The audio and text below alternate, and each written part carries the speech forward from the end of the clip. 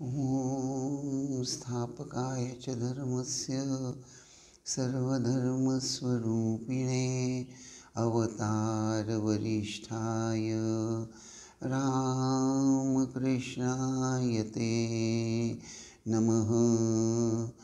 ॐ तव कथामृतं तप्तजीवनं कविभिरीडितं कल्मषापहं श्रवणमङ्गलं श्रीमदाततं भुवि गृह्णन्ति ये भूरिदा जना। आइए हम अध्याय नंबर 10 परिच्छेद 10 उसका चिंतन आरंभ करें।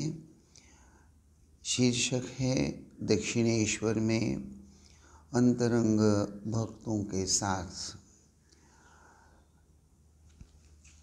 और अध्याय 10 के अंतर्गत ये जो पहला कैंटोन है उसको अभी हम थोड़ा पढ़ेंगे। शीर्षक है श्री रामकृष्ण की प्रथम प्रेमोन्माद अवस्था। आज श्री रामकृष्ण बड़े आनंद में हैं। दक्षिणेश्वर काली मंदिर में नरेंद्र आए हैं और भी कुछ अंतरंग भक्त हैं। नरेंद्र ने यहाँ आकर स्नान किया और प्रसाद पाया। आज अश्विन की शुक्ला चतुर्थी है, 16 अक्टूबर 1882 सोमवार। आगामी गुरुवार को सप्तमी है, दुर्गा पूजा होगी। श्री रामकृष्ण के पास राखाल, रामलाल और हाजरा है। नरेंद्र के साथ एक दो और ब्राह्मण लड़के आए हैं।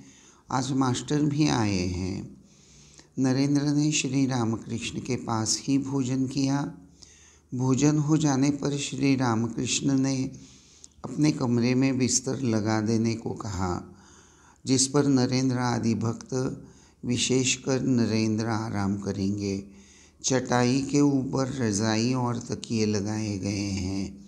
श्री रामकृष्ण भी बालक की भांति नरेंद्र के पास बिस्तर पर आ बैठे।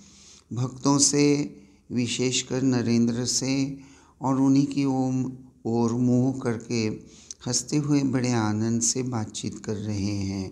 अपनी अवस्था, अपने चरित्र का बातों बातों में वर्णन कर रहे हैं। श्री रामकृष्ण नरेंद्र आदि भक्तों से, मेरी इस अवस्था के बाद मुझे केवल ईश्वरीय बातें सुनने की व्याकुलता होती थी। भागवत, अध्यात्म, रामायण, महाभारत, कहाँ इनका पाठ हो रहा है, यही सब ढूंढता फिरता था। आर्यादाह के कृष्ण किशोर के पास अध्यात्म रामायण सुनने जाया करता था। कृष्ण किशोर का कैसा विश्वास है। वह वृंदावन गया था। वहाँ एक दिन उसे प्यास लगी। कुएं के पास जाकर उसने देखा कि एक आदमी खड़ा है। पूछने पर उसने जवाब दिया, मैं नीच जाति का हूँ और आप ब्राह्मण हैं, मैं कैसे आपको पानी निकाल दूँ। कृष्ण किशोर ने कहा, तू कह शिव। शिव शिव कहने से ही तू शुद्ध हो जाएगा। उसने शिव शिव कहकर पानी ऊपर निकाला। कैसा निष्ठावान ब्राह्मण होकर भी उसने वही जल पिया। कैसा विश्वास है। यहाँ हम देख रहे हैं ये प्रथम परिच्छेद का प्रारंभ।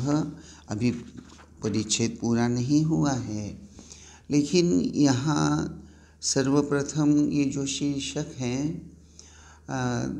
दशम अध्याय दक्षिणेश्वर में अंतरंग भक्तों के साथ। तो यहाँ विशेष रूप से आपको निश्चित रूप से ख्याल में आ गया होगा कि यहाँ विशेष रूप से राखाल है, महेंद्रनाथ गुप्त हैं, नरेंद्रनाथ जो आगे चलकर विवेकानंद हुए, राखाल जो आगे चलकर स्वामी ब्रह्मानंद हुए, जो श्री रामकृष्ण देव के मानस पुत्र कहलाते थे। उनका यहाँ उनकी उपस्थिति का यहाँ वर्णन दिया गया है। तो यहाँ श्री रामकृष्ण देव ये जो अपने जीवन की विशेष रूप से विविध साधन भजन करते हुए, दक्षिणेश्वर में साधना करते हुए, साधना के एक एक आयाम जो आते हैं, एक एक a kind of level, a kind of status achieve करते हुए साधक साधना में आगे बढ़ता है। तो श्री रामकृष्ण जैसे अपने आप को यहाँ एक साधक के रूप में पेश करते हुए नज़र आ रहे हैं। और दूसरी बात यहाँ आप ज़रूर गौर करके समझ लेने का प्रयास कीजिए कि नरेंद्र आदि लोग आराम करेंगे, उसके लिए श्री रामकृष्ण देव ने अपने कमरे में बिस्तर लगाया है। अर्थात ये जो अंतरंग शिष्य हैं भविष्य के, अभी तो बाह्यतः 16 अक्टूबर 1882, तो उस वक्त तो रामकृष्ण भी इतने बहुत ज़्यादा फेमस हो गए हैं, या उन्होंने आगे चलकर इन त्यागी शिष्यों को लेकर रामकृष्ण संघ की स्थापना करनी है, ये सब यहाँ इसका कोई आभास नहीं है।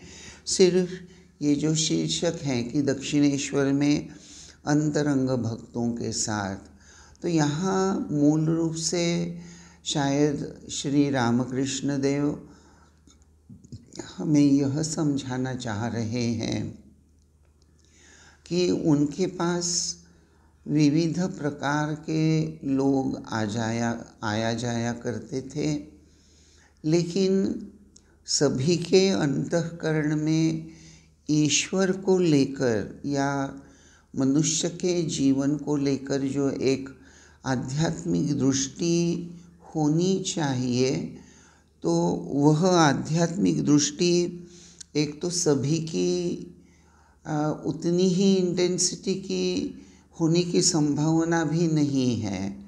उदाहरण के लिए अगर हम लेते हैं तो नरेंद्रनाथ जो आगे चलकर स्वामी विवेकानंद हुए, तो उनकी जो आध्यात्मिक स्पृहा थी, उसकी जो गहराई या उसकी जो एक व्यापकता भी बोल सकते हैं। इंटेंसिटी यह एक बड़ा सुंदर शब्द है अंग्रेज़ी में, जो सटीक मन की बात बता दे रहा है। इंटेंसिटी यानी नरेंद्रनाथ के अंतःकरण में भगवत प्राप्ति की आध्यात्मिक स्पृहा वह कितनी स्ट्रॉन्ग है, कितनी बलिष्ठ है और कितनी गहरी है। सिर्फ नरेंद्रनाथ नहीं, यहाँ राखाल का नाम भी आया है, महेंद्रनाथ गुप्त का नाम भी आया है, तो रामलाल, ये सभी जो हैं ये श्री रामकृष्ण देव के लीला में सहायता करने वाले हैं। यहाँ रामलाल का नाम आया है। वैसे अगर आप रामकृष्ण देव का चरित्र पढ़ेंगे तो रामलाल का चरित्र या उसका जो वर्णन विशेष रूप से लीला प्रसंग में, अंग्रेज़ी में जिसको ग्रेट मास्टर कहते हैं, उसमें जो वर्णन हमें प्राप्त होता है, तो वहाँ हम देखते हैं कि रामलाल भले ही मंदिर में पुजारी के पद पर श्री रामकृष्ण देव के बाद पुजारी पद लेकर चल रहा था, भवतारिणी की पूजा कर रहा है, राधाकांत की पूजा कर रहा है, शास्त्र भी जानता है, भागवत आदि पढ़ भी रहा है, लेकिन इन सबको लेकर उसमें वह आध्यात्मिक स्पृहा नहीं है जो नरेंद्र, राखाल या महेंद्रनाथ गुप्त के अंतःकरण में थी। यहाँ एक और बात आप लोगों का ध्यान उसकी ओर खींचना चाहूँगा। महेंद्रनाथ ये जो दशम अध्याय में ठाकुर का भी एक सिंपल वर्णन कर रहे हैं कि श्री रामकृष्ण भी, यानी ये सब लोग आए हैं तो ठाकुर को बड़ा आनंद हुआ है। आज श्री रामकृष्ण बड़े आनंद में हैं। दक्षिणेश्वर काली मंदिर में नरेंद्र आए हैं। देखिए आगे चलकर जो श्री रामकृष्ण देव के उपदेश वाणी का भारवाहक होने वाला है, संदेश वाहक होने वाला है, वह नरेंद्र आया है और भी कुछ अंतरंग भक्त हैं।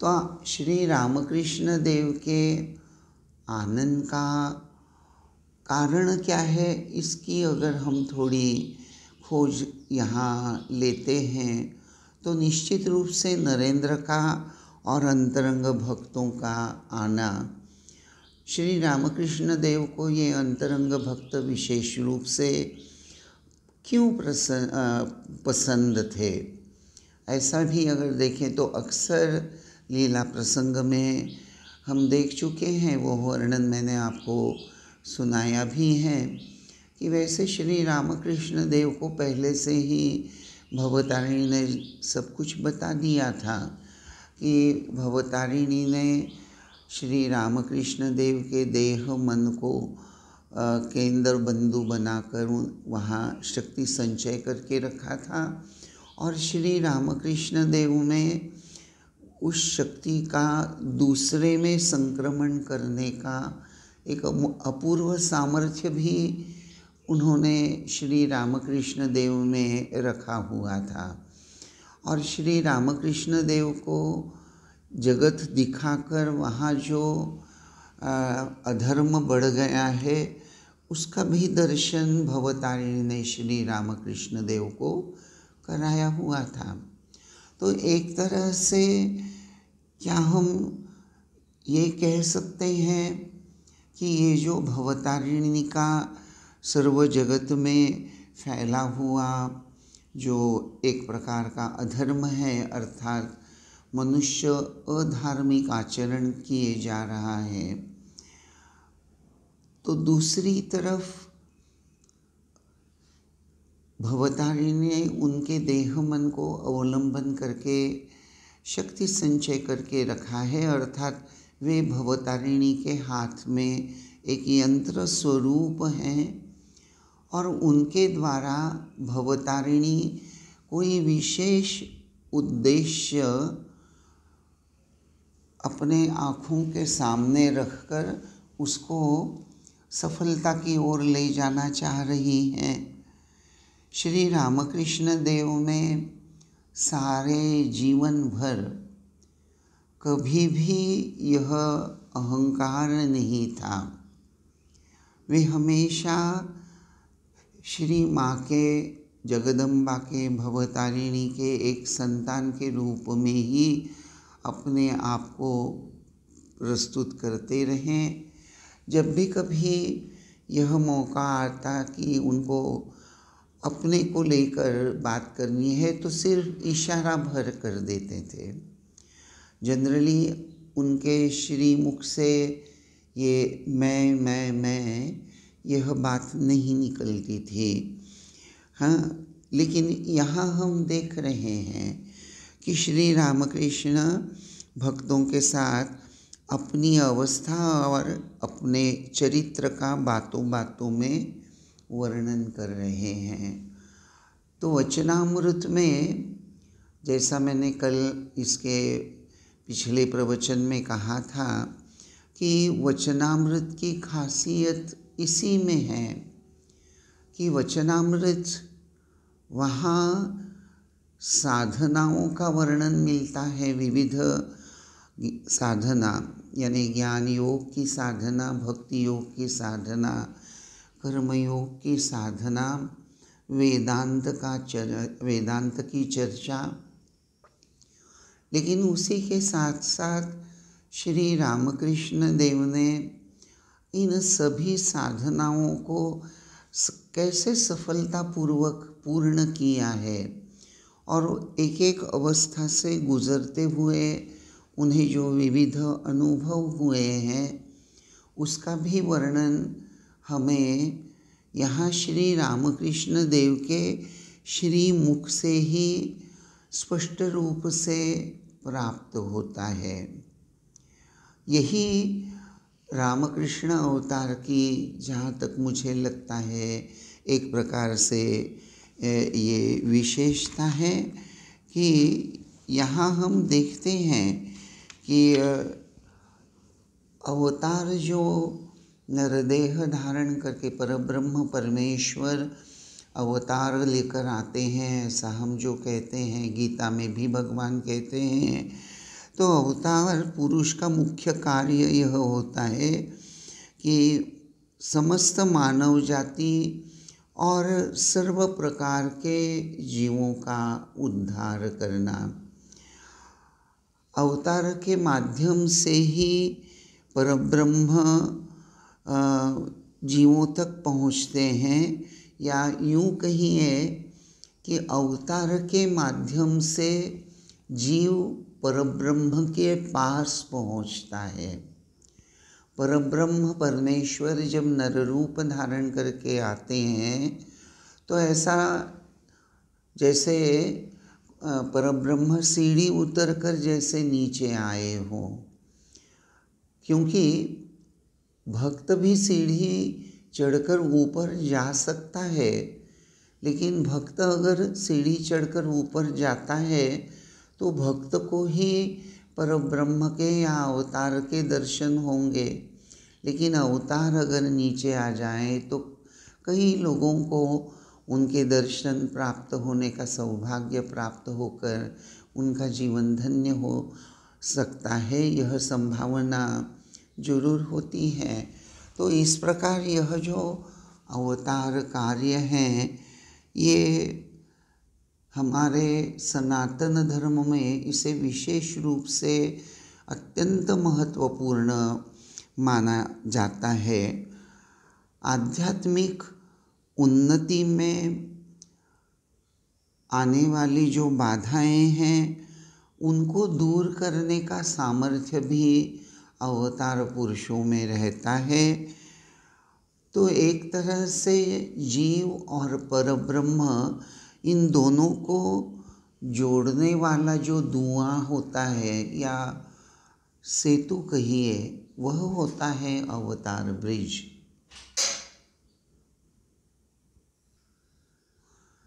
अवतार एक प्रकार से जीव और भगवान, इनको जोड़ने वाला धुआं या सेतु रूप होता है। उसी तरह मानवीय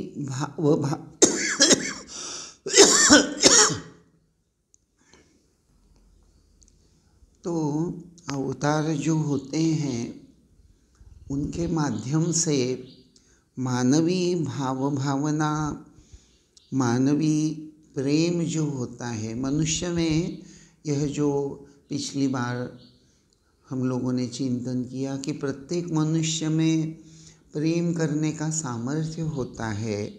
तो प्रेम करने की मनुष्य की यह जो शक्ति है, इस शक्ति को उदात्त बनाने के लिए, to divinise the temperament of love, ये जो मनुष्य में क्षमता है प्रेम करने की क्षमता, लेकिन सर्वसाधारणतः मनुष्य विषयों पर प्रेम करता है, अपने शरीर पर प्रेम करता है, लेकिन वहाँ से उसका मन हटाकर उसको ईश्वरीय बातों में आनंद लेने की एक प्रेरणा उसके अंतःकरण में जगाना।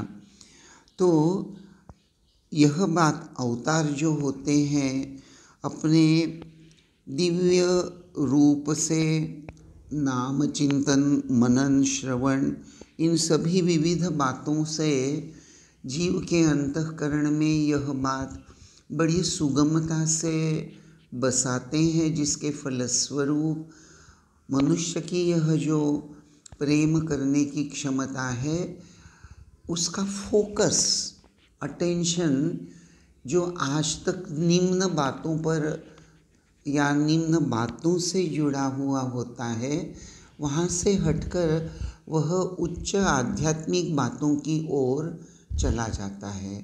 सिर्फ चला जाता है ऐसा नहीं, बहुत बार भगवान की और की कृपा से वह विषयों से एक तरह से संपूर्ण रूप से हटकर वह ईश्वरीय बातों में ही आनंद लेने लगता है और उसे दूसरा कुछ अच्छा भी नहीं लगता। तो यही बात श्री रामकृष्ण देव भक्तों के साथ बातें करते हुए विशेष रूप से समझा रहे हैं कि मेरी इस अवस्था के बाद मुझे केवल ईश्वरीय बातें सुनने की व्याकुलता होती थी। अर्थात ये जो मैंने अभी आपको कहा कि अवतार जो हैं उनमें एक ऐसा अद्भुत सामर्थ्य होता है कि जिनके नाम जप से, जिनके दिव्य लीला का चिंतन करने से, जिनका चरित्र अध्ययन करने से, जिनके उपदेश और वाणी को अगर हम सतत उसका पाठ करते हैं और उसको अपने जीवन में उतारने की भरसक जब प्रयास करते हैं तो उसका परिणाम क्या होने वाला है, इसका सूचक भाव श्री रामकृष्ण यहाँ बड़े स्पष्ट रूप से जो व्यक्त कर रहे हैं कि मेरी इस अवस्था के बाद मुझे केवल ईश्वरी बातें सुनने की व्याकुलता होती है।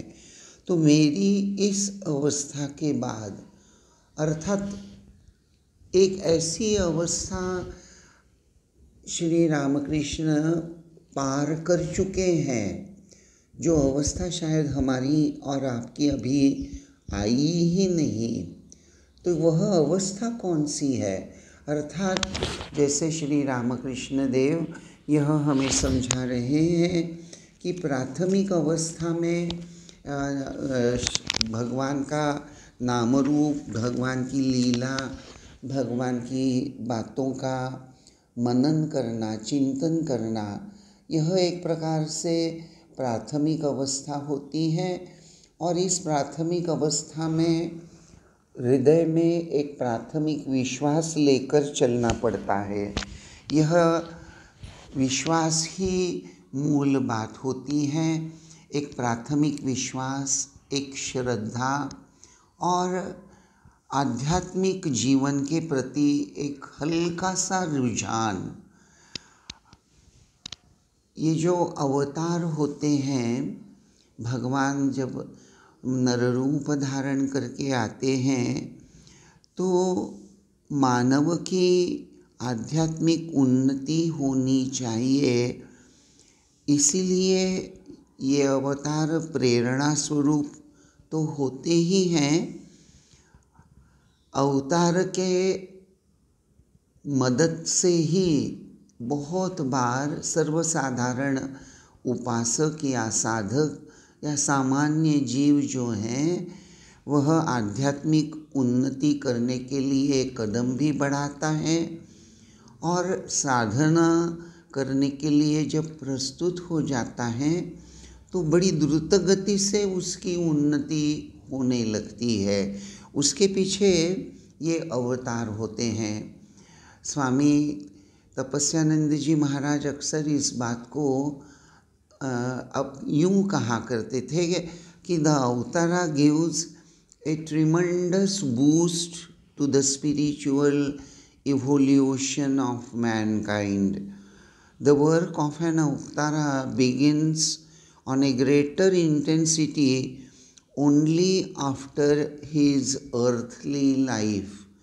यानी महाराज रामकृष्ण संघ के वाइस प्रेसिडेंट थे और महापुरुष महाराज के शिष्य थे स्वामी तपस्यानंद जी। वे ये बात ज़रूर बोला करते थे। उस वक्त हम लोग सब नए नए ब्रह्मचारी थे, तो हम लोगों को उत्साह देने के लिए अक्सर वह कहा करते थे कि शाम हो गई है, आरती के पहले 10 मिनट 15 मिनट जप करो, आरती के बाद में स्थान छोड़कर मत जाना, थोड़ा वह भाव ठाकुर के उपस्थिति में मैं जप कर रहा हूँ, ठाकुर मुझे मन को एकाग्र करने में, तन्मय करने में, ईश्वरीय चिंतन में अपने मन को डुबोने में जरूर मदद करेंगे।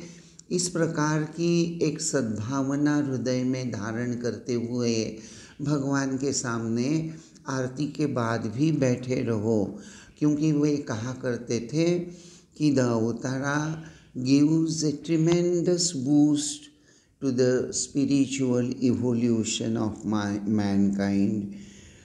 परब्रह्म जीव रूप में जब तक देह धारण करके रहते हैं, उनका पृथ्वी पर चलना फिरना, उठना बैठना, बातें करना, उस सबको एक दिव्य स्पर्श रहता है।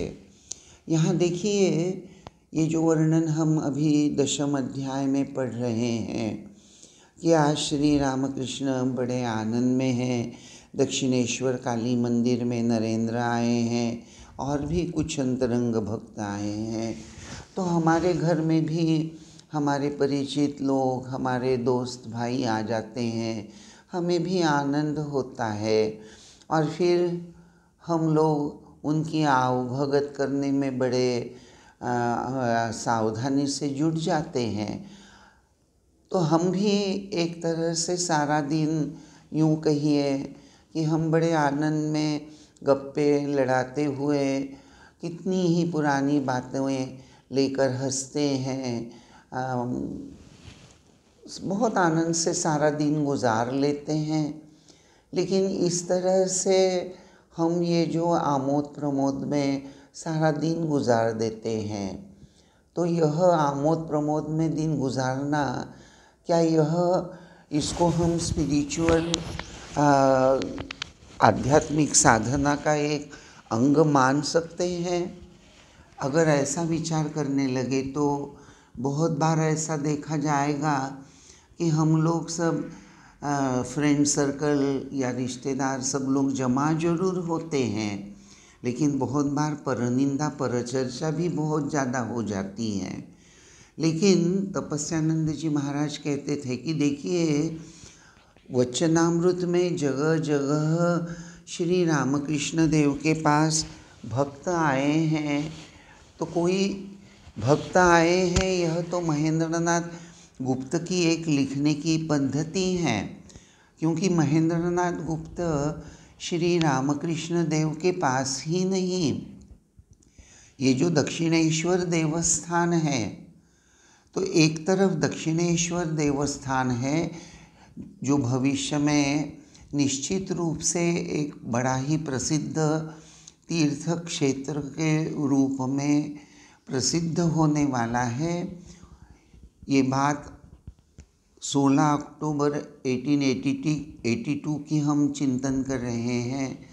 उस समय दक्षिणेश्वर देवस्थान की इतनी ख्याति नहीं थी जितनी आज है, लेकिन महाराज कहते हैं कि देखिए, ये जो दक्षिणेश्वर में लोग आए हैं, भक्त आए हैं, तो भक्त जो हैं तो कोई बहुत अच्छे भक्त हैं, जैसे कृष्ण किशोर का उदाहरण यहाँ आया है। ठाकुर कहते हैं कि कृष्ण किशोर का कैसा विश्वास कि भगवान का नाम लेने से ही व्यक्ति शुद्ध हो जाता है। हम लोगों में से कितने ऐसे लोग हैं जो इस तरह से दृढ़ विश्वास लेकर चल रहे हैं कि मैं भगवान का नाम लेता हूँ, मैं रोज़ नियमित रूप से भगवान की पूजा करता हूँ, मैं नियमित भगवान का नाम 108 बार 1000 बार जपता हूँ। हम भगवान का नाम जपते हैं, हम भगवान की पूजा करते हैं। बहुत से ऐसे परिवार मैंने देखे हैं जहाँ वे कुछ पोथी पढ़ते हैं। महाराष्ट्र में आप जाइए, शायद कल या एक दो दिन पहले ही गजानन महाराज का उत्सव मनाया गया। तो आज भी भारत में जगह जगह ऐसे संतों के आगमन का प्रगट दिन वगैरह मनाया जाता है। हज़ारों लाखों की तादाद में लोग बैठकर उनके चरित्र का पाठ करते हैं, गजानन महाराज के पोथी का पाठ करते हैं। जब दत्त जयंती आती है तो गुरु चरित्र का पाठ महाराष्ट्र में विशेष रूप से मैंने देखा कि जगह जगह गुरु चरित्र के पोथी का पाठ होता है। गुजरात में कितनी जगह भागवत का पाठ होते रहता है। और भी गुजरात के जो संत हैं उनके चरित्र को लेकर, जलाराम बाबा या इन सभी को लेकर लोग साधन भजन में जुटे रहे होंगे, रहते ही होंगे। लेकिन मूल प्रश्न क्या है कि मैं भगवान के चरित्र का, भगवान की लीला का आस्वादन ले रहा हूँ, मेरा मन भगवान का नाम जप रहा है, मैं शुद्ध हो गया हूँ, मेरा अंतःकरण पवित्र हो गया है। क्या यह दृढ़ विश्वास हमारे अंतःकरण में जाग उठा है? प्रश्न यही आता है। हम मैकेनिकली ही सही ये सब करते रहते हैं, बुरा नहीं है, लेकिन बीच बीच में मूल रूप से जप, ध्यान, भगवत चिंतन यह सब करते हुए यह देखना है कि उसको भगवान की कृपा का दिव्य स्पर्श हो रहा है या नहीं। भगवान की कृपा का दिव्य स्पर्श कहने का मेरा उद्देश्य ही यह है कि किन कारणों से हमारा मन मैला हो जाता है, किन विचारों को अधिक अपने जीवन में अत्यधिक स्थान देने से हम अपवित्र हो जाते हैं या एक तरह से मटेरियलिस्टिक एटीट्यूड प्रबल हो जाती हैं। इन सब का कुछ ध्यान रखना और उससे अपने आप को दूर रखने के लिए भगवान के स्मरण मनन का, उनकी रिडीमिंग पावर का, अर्थात ईश्वर के जीवोद्धार शक्ति पर अटूट विश्वास रखते हुए साधन भजन में एक अदम्य उत्साह लेकर रहना, क्या हम करते हैं? यही मूल बात होती है। और यह जब तक नहीं होता तब तक हम भले ही बहुत ज़्यादा, बहुत अधिक मात्रा में जप करते होंगे, धार्मिक किताबों का अध्ययन भी करते होंगे, लेकिन उसी के साथ साथ मन को मटमैला करने में जो कोई अवसर भी खोते नहीं हैं। ऐसे अगर हम दोनों बातें करते रहें तो हमारी आध्यात्मिक उन्नति, उसमें तो विघ्न बाधा आने ही वाली है। श्री रामकृष्ण देव यहाँ जो ये बात कहते हैं कि मेरी इस अवस्था के बाद मुझे केवल ईश्वरी बातें सुनने की व्याकुलता होती थी। ईश्वरी बातें सुनना, क्या हमारे मन में यह व्याकुलता आती है? यह ईश्वरी व्याकुलता क्या होती है? यह किस प्रकार से हमारे जीवन में आध्यात्मिक उन्नति करने में हमें मदद कर सकती है? क्या आर्टिफिशियली कोई भी इंसान अपने अंतःकरण में व्याकुलता निर्माण कर सकता है? ऐसे कई प्रश्न, ये छोटा छोटा परिच्छेद जब हम पढ़ते हैं तो शायद हमारे मन में आ ही जाते हैं और उसका उत्तर भी हमें खोजना ज़रूरी होता है। तो आज बस मैं यहीं रुकता हूँ।